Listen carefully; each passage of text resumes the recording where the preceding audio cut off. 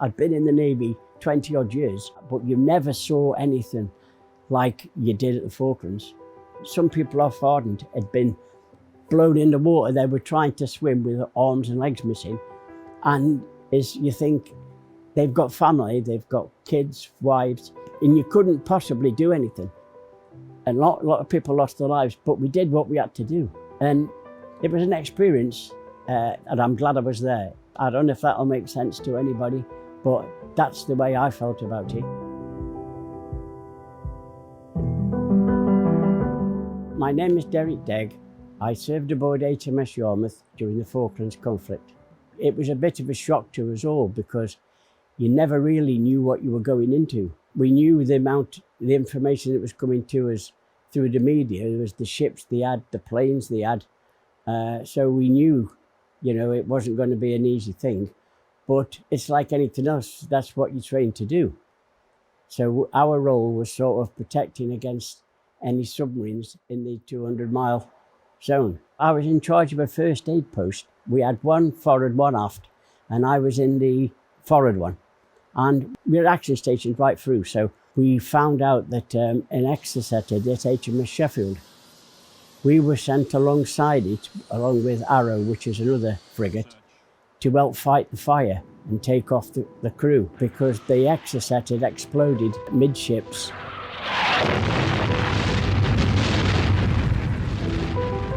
They had no way of fighting the fire.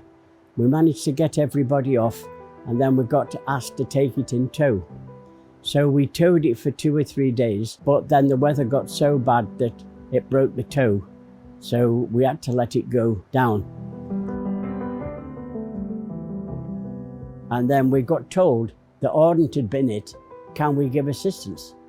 So when we went towards it, you can see this big flames coming up, and you could see inside the ship bodies, people. They were trying to fight fire, and then we went up alongside, and there was all bodies in the water, and there's nothing you could possibly do because if you jumped over the side, you're going to die anyway, because I think you only had 2 minutes in the water before your system shut down, and you couldn't possibly do anything. Some managed to get on a bit of wreckage of the ship and were pulled in, but from yourself there with there's nothing you could possibly do. But as somebody with his leg off, all you can do is put tourniquet on, try and reassure him. He's in shock, he don't know. Burns were the most one. Burns were a thing because the material burnt into the flesh, and all we could do was just wrap it, pour water on it, wrap it, that's it. To see bodies about is sort of hard to explain. I think the worst day was the first day of the landing, because we got air attack. First time the air attack come, that is the first thing that really brings it home to you. Like a soldier ashore can dive in a trench. On a ship, you snooped.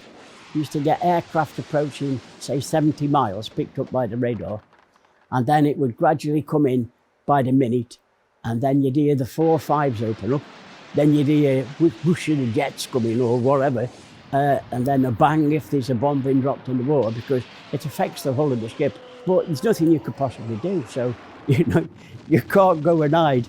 And when we used to be at action stations, and I used to have a party of first aiders, it used to get them to lie down on the bunks in the mess deck. They used to go in behind lockers, so there's sort of something in the way of.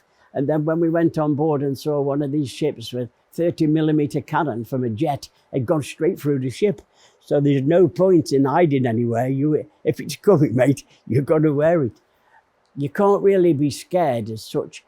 Can't run off, can you? What can you do? Go and hide in the cupboard or something. It's just accepted. And I must admit, the ship I was on was very lucky because we never got damaged, and we were in it from day one right the way through. You'll never forget it because it's a one-off.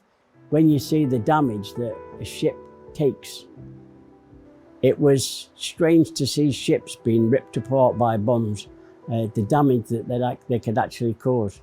And afterwards, when they'd surrendered, it was just a weird feeling to think, as in my case, that we'd come through without being hit. I have no animosity against an Argentinian. They did what the powers that be in their country made them do. And that was sort of the end of my career. I'd done my 22 years and that was my last ship.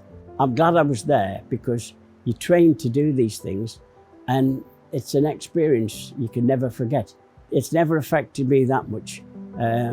That must be the way I am, but there's lots of people who I have met since who need help. When you look back now, do you look back at it with pride? Yes, I do, because we did what we were sent down to. And I think that's one of the few conflicts where there's just been us and them. This one was Malaya. That's my Falklands one. That is just, I was in when the Silver Jubilee was on. This is me 22 years long service. But the Falklands, after all my medal, the Falklands is the only one where I saw shit hit the fan, if that makes sense.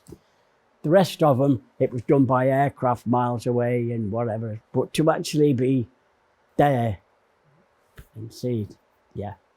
Do you think yourself as a hero, Derek? No, not as a hero. A hero, you've got to do something beyond what's normal. You don't think yourself a hero, look, it's what you do.